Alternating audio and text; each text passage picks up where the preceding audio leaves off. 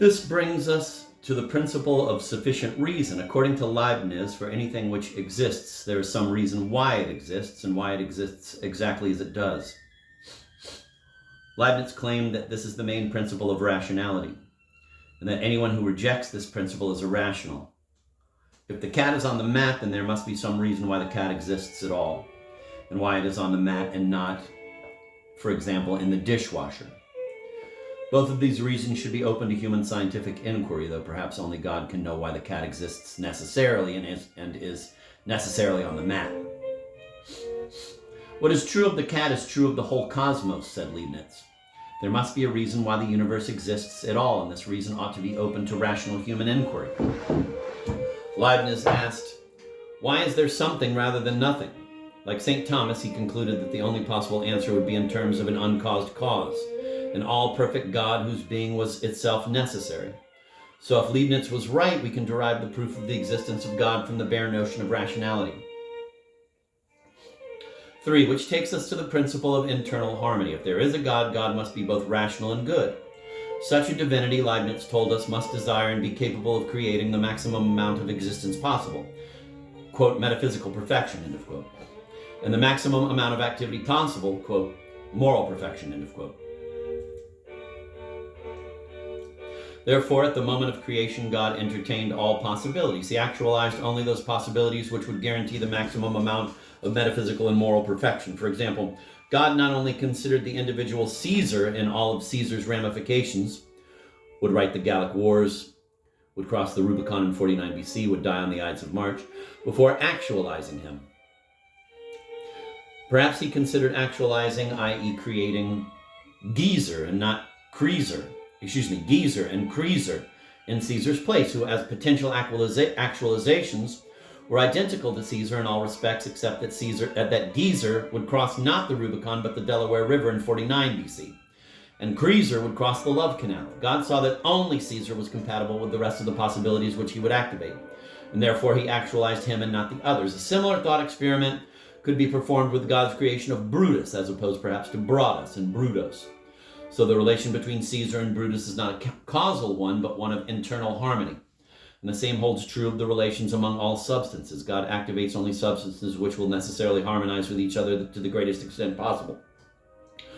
This now explains why all true sentences are analytic. If Tuffy is on the mat at 8 p.m., that is because this cat must be on the mat at 8 p.m., otherwise it is not Tuffy, but another cat. It also explains Leibniz's notorious claim that, quote, this is the best of all possible...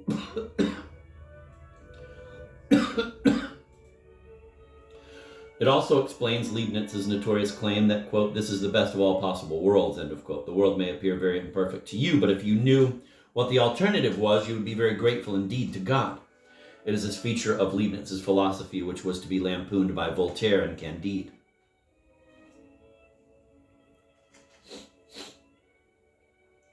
Every philosopher in the 250-year period after the publication of Descartes' Meditations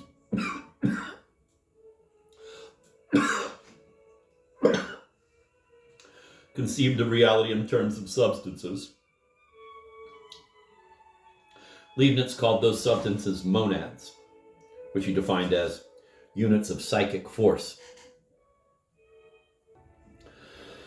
They are simple, that is, they have no parts, and each is pregnant with all of its future states. Each monad is a mirror of the entire universe. God actualized only those monads which would mirror the rest of the universe, but they perceive the rest of reality only as features of their own inner states. Quote, the monads have no windows, end of quote. All monads have a psychic life, but some have a higher degree of psychic life than others. These monads, or communities of monads clustered around a dominant monad, are conscious. Some conscious clusters of monads are also free, and these are human beings. Of course, as in the theory of St. Augustine, God already knows how they will spend their freedom.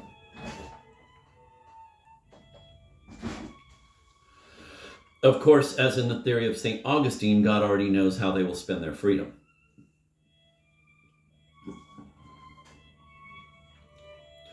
Perhaps it can be said that Leibniz's philosophy solves the problems of Descartes' dualism, but it does so at the expense of common sense. It seems to be fraught with as many problems as Descartes' theory. It should come as no surprise that a philosopher would soon rise to the defense of common sense and of observation, reacting against the speculative flights of fancy of a Spinoza or a Leibniz. Such a philosopher was John Locke. John Locke, 1632 to 1704, was the first of the classical British empiricists. Empiricists believed that all knowledge derives from experience. These philosophers were hostile to rationalistic metaphysics, and particularly to its unbridled use of speculation, its grandiose claims, and its epistemology grounded in innate ideas. In his essay concerning human understanding, Locke began his attack on Descartes' innate ideas by threatening them with Occam's razor.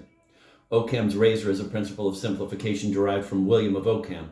It cautions, quote, "Do not multiply entities beyond necessity," end of quote. Given two theories, each of which adequately accounts for all the observable data, the simpler theory is the correct theory.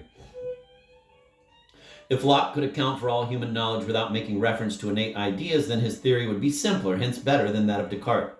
He wrote, quote, "Let us then suppose the mind to be, as we say, white paper, void of all characters, without any ideas. How comes it to be furnished? To this answer, in one word, from experience.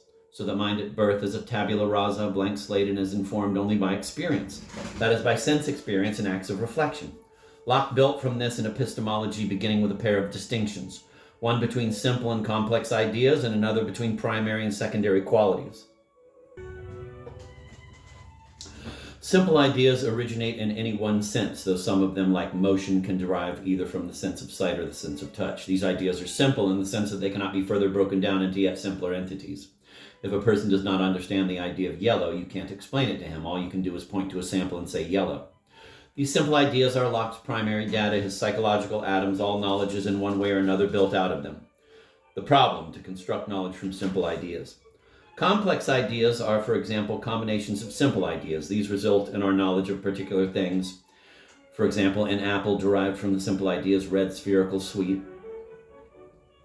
Comparisons, quote, darker than, end of quote. Relations, quote, north of, end of quote. And abstractions, quote, gratitude, end of quote. Even abstractions, or, quote, general ideas, end of quote, are nevertheless particular ideas which stand for collections. This doctrine places Locke close to the theory known in the medieval world as nominalism. All the empiricists share with the nominalists the anti-Platonic thesis that only particulars exist. Locke's distinction between primary and secondary qualities is one that he borrowed from Descartes and Galileo, who had in turn borrowed them from Democritus. Primary qualities are characteristics of external objects. These qualities really do inhere in those objects. Extension, size, shape, and location are examples of primary qualities. Secondary qualities are characteristics which we often attribute to external objects, but which in fact exist only in the mind, yet are caused by real features of external objects. Examples of secondary qualities are colors, sounds, and tastes. This view of the mind has come to be known as representative realism. According to it, the mind represents the external world but does not duplicate it.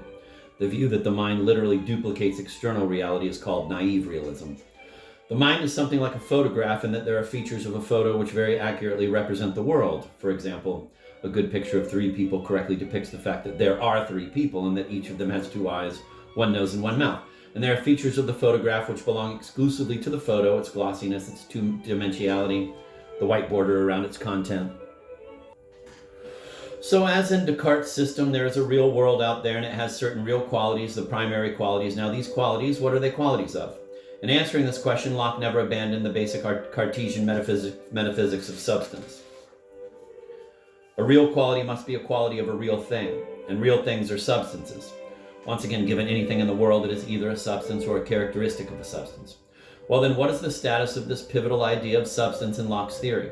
Recall that Descartes had claimed that one could not derive the idea of substance from observation precisely because perception could only generate qualities. For this very reason, it was necessary to posit the idea of substance as an innate idea. But Locke was committed to the rejection of innate ideas and to the claim that all knowledge comes in through the senses. So what did he say about the idea of substance? Rather amazingly, he said the following: "So that if anyone will examine himself concerning his notion of pure substance in general, he will find he has no other idea of it at all, but only a supposition of he knows not what support of such qualities which are capable of producing simple ideas in us."